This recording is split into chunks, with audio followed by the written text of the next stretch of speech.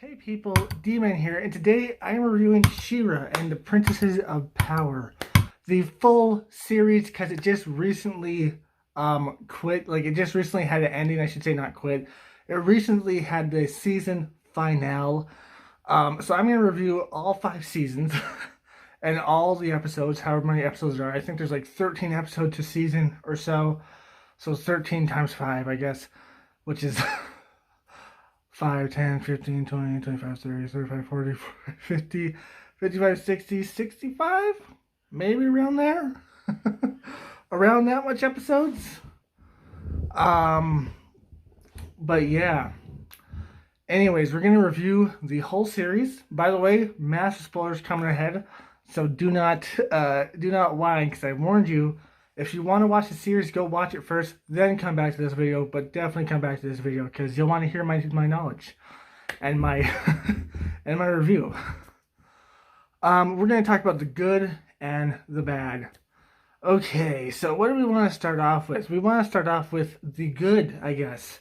So the good for this show, the animation, it's pretty okay. You know, the animation's pretty okay. It's not like the best animation I've ever seen, but it's definitely not the worst. And season 5 actually got like a slight upgrade of animation, except on a few parts of it, which would look kind of like a little bit like, ooh, that's like, this is a little bit kind of like, that's kind of gross. Like there's a teleportation scene with the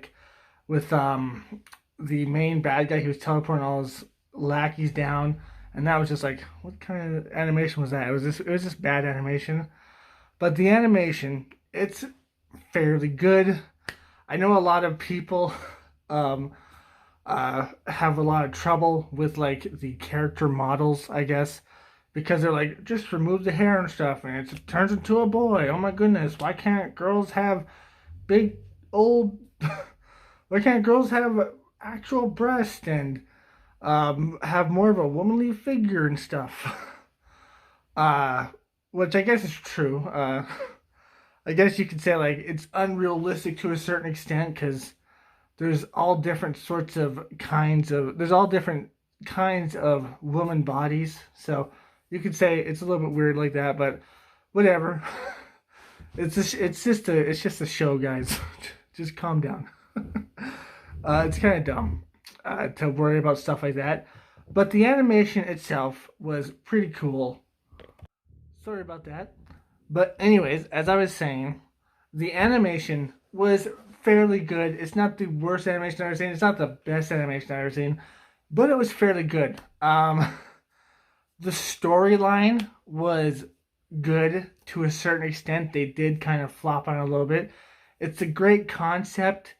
It's it's like an old reference. It's like an older storyline. Obviously, it's been done before. I think it was done by the original show, because She-Ra is from an original show back in the day, and now it's to a new show. So yeah, that's pretty interesting. The storyline's pretty interesting, but they did make some faults with it, which I will explain in the dislike section.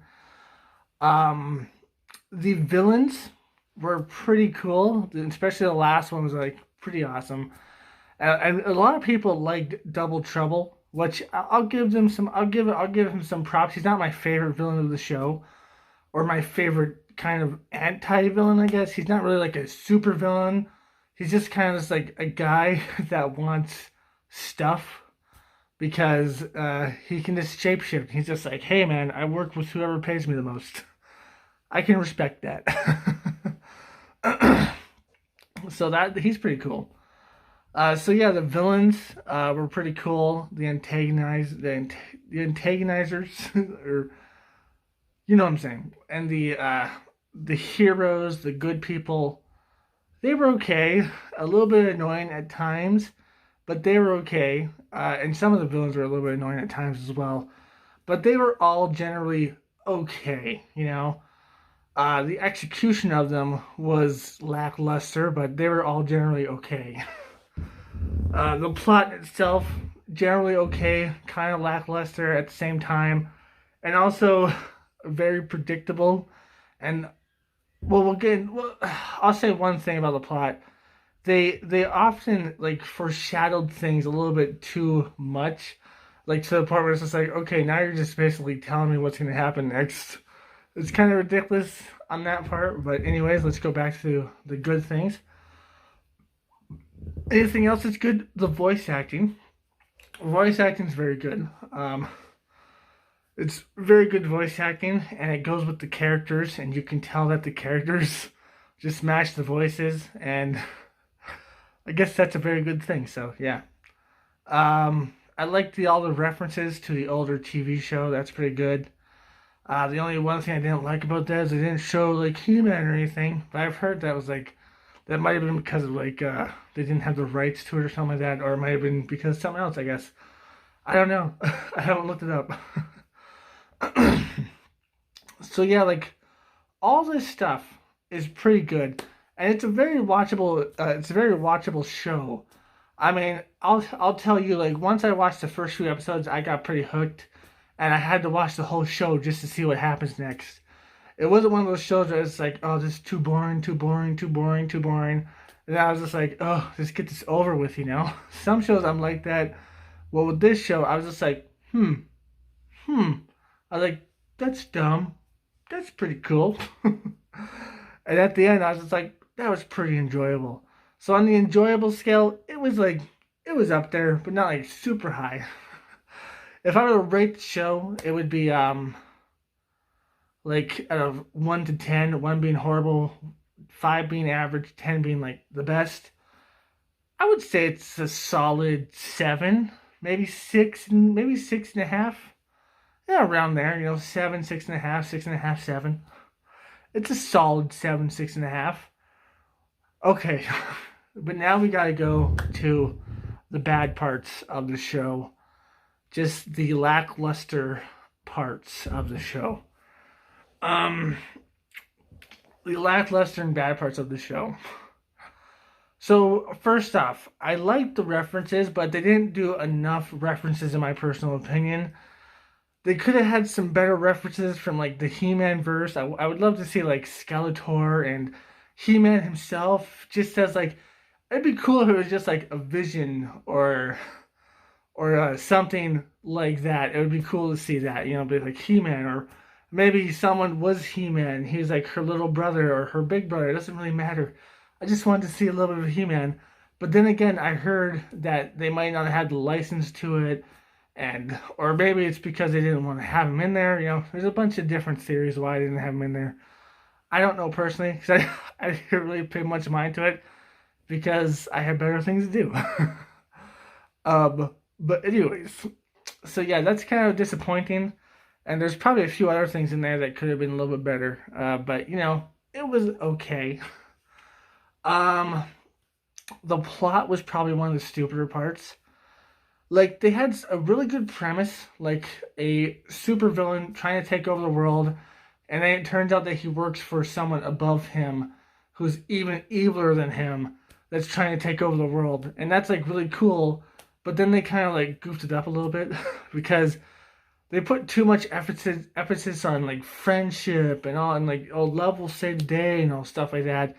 And there's a lot of episodes where they're like playing around. It's like, oh yeah, I know there's the Horde is coming, and you know all these evil things are gonna happen, but let's have some fun today, sort of thing. It's kind of dumb, you know. And they only really got serious in like season 4 and season 5, after Glimmer's mom died. They only kind of got serious like after that. So that's kind of disappointing, I guess. They should have had a little bit more seriousness before that. And then we have like some of the inconsistencies by the end there, which were just bad, I guess. Like, I like the fact that it never brought Glimmer's mom back. I like that fact. That was like a really like, I didn't see that coming. I saw Micah coming back, obviously, but I didn't see her mom never coming back. And I like the fact that they supposedly killed off Shadow Weaver, which, who knows if that happened or not. They might say like, oh, we did or we didn't. If they ever make like a spin-off or maybe a book or something like that, they might say we did or we didn't, you know. They left it ambiguous because you should know, if you watch fictional things, if you don't see the body, they're probably not dead. And we never saw the body, we only saw the mask. I like the fact that we got to see her face too. That was pretty interesting. So yeah, I like those facts. But like just the way they treat some of the characters were kind of dumb. Like sometimes you saw Glimmer getting like things where it's just like, oh, she's moving on as a person. She's actually going on. And then all of a sudden she's like, no, let's revert her back because we want to have this dumb stuff in here too. That's kind of stupid. You know, it's just like, ooh, ooh. Same thing with like Bo and Adora and stuff like that too. It's like, oh my goodness, they're moving on as people, and now they're going back down. And Catra, she was probably the best character of the whole thing because she had the most character development until the end where they kind of ruined it. And they're like, oh yeah, she was evil for all those times, but it turns out she was just lonely and kind of a stalker, and she really loved Adora, and that's why she did all the bad things. And that's why we should forgive her. It's kind of dumb, you know? It's really dumb. But yeah, her character just kept on going madder and madder, and I thought like, ooh, this is gonna lead into something really good. But then Jen's like, no, she was just a crazy stalker lady who hated Dora having actual friends, and just wanted to be her only friend and her lover. And that's okay because now she's just like, I'll accept your friends and I'll actually be friends with them, and they'll accept me too because that's just the way cartoon logic works. It's kind of dumb. Same goes for the main bad guy, by the way. He's totally evil until he finds a girl that he loves, which is what's her name? I forgot her name, but the girl with the hair. What's man like Entrapta? That's her name, Entrapta. And I can't remember the main villain's name either. Horde Prime. Or no, it's not. It's the Horde under control of whatever his name is. I'll think of it sometime probably. But yeah, as soon as he finds her, he's just like, maybe I should stop doing this bad stuff because she didn't really want to, but she didn't really say she didn't want to. And then at the end, he's just like, hey, I'm actually gonna fight against these people and turn good. And I'm gonna like be like, hey man, I'm actually a good guy now, so bleep you pretty much. And then turns good, and they're like, oh, let's let them off the hook. You know, Catra, she did a lot of horrible things, right? She led the Horde after us, probably murdered a few people, and did some horrible things, including damage that couldn't be repaired, probably. But, you know, she loves Adora, so we're just gonna be like, that's cool now. Cool. And then we have,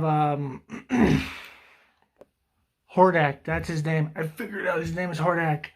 But anyways, he's like, hey man, I'm Hordak, you're Hordak Prime, but I'm pretty much cool and awesome, and I also have a girlfriend, kind of, sort of thing. So he's just like, I'm gonna kick your butt and throw you off this thing and pretty much murder you, and then I'm gonna be a good guy, and they're gonna accept me, which in the end they end up doing, which is really stupid. It's like, are you serious, guys? The two people that literally did so much damage. I mean, Hordak, I don't know, like, it's kind of insinuated that Hordak kind of did like mass murder, if not mass genocide, of multiple people in Etheria, along with kidnapping children and indoctrinating them into his army, right? And Catra, she went along with Hordak, and Shadow Weaver and did horrible things and probably murdered a few people, just to get what she wanted and started to go crazy at the end there. And also tried to murder Adora several times. And then at the end, they're like, hey man, Hordak actually found love and now he's a good guy, so we're not going to prosecute him or anything. And hey, Catra only acted that way because Adora ditched her for new friends, and she's always been this crazy, crazy cat lady who is just like, hey Adora, I don't want you to have any friends except for me because I'm madly in love with you, and I'm pretty much a yandere, so if you ever have a different friend, I'll try to kill them, and if you don't accept me, I'll try to kill you too. Pretty much. And then at the end, she's like, okay, I accept that you have friends, but can we still be lovers and stuff like that? And then she's like, okay, I don't care that you tried to kill me so many times. Okay. It's really, really dumb.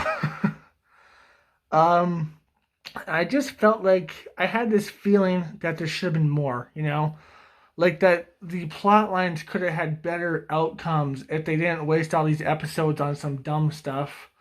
Like they could have had better outcomes if they put the episodes towards the plot. But a lot of them they put towards this like dumb fun stuff, which was kind of annoying. Uh, so yeah, they could have had more of a better thing if they had more towards the plot. And it would have been a little bit better if it was a little bit more maturely rated, but it's not. So can't really blame them for that, I guess. Or maybe you can. I don't know. I don't know if Netflix would have accepted something more mature. It probably would have. But whatever, I guess. And all in all, it's it's pretty good. It could have had better. It could have had like a better plot line. It could have utilized its story a little bit better. And the characters at the end definitely should have got punished instead of being like, "Hey, all's forgiven because you guys are good now," sort of thing. That's kind of dumb.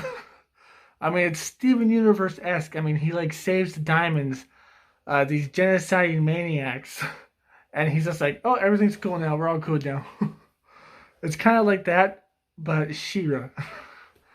It's it's it's okay. It's enjoyable to watch to a certain extent.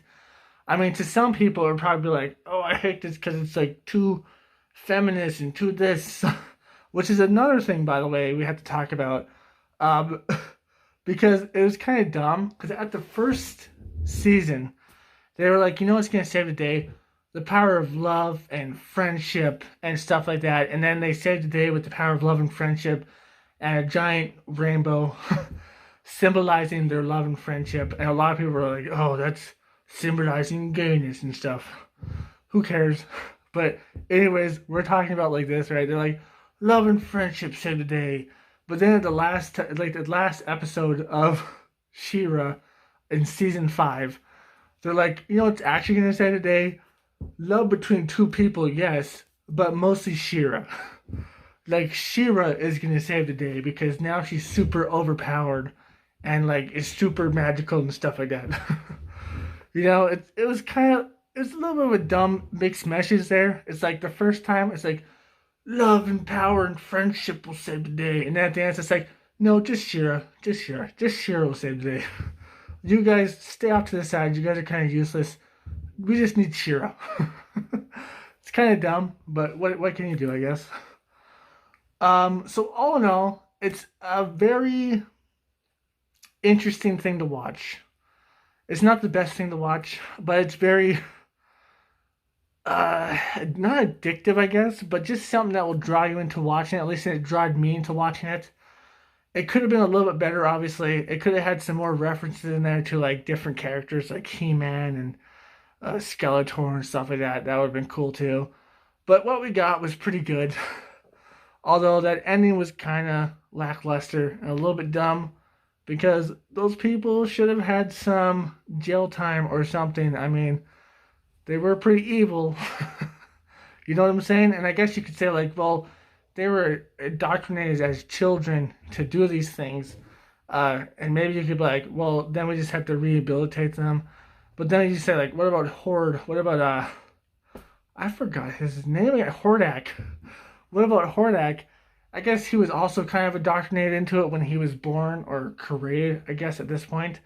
He was also kind of indoctrinated, so I guess you could be like, we could rehabilitate him too.